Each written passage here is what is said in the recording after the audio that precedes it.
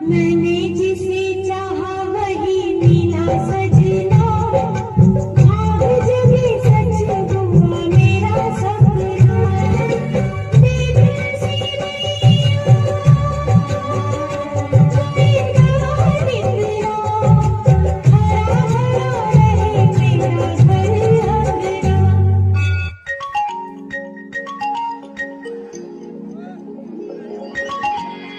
Hello. Hello.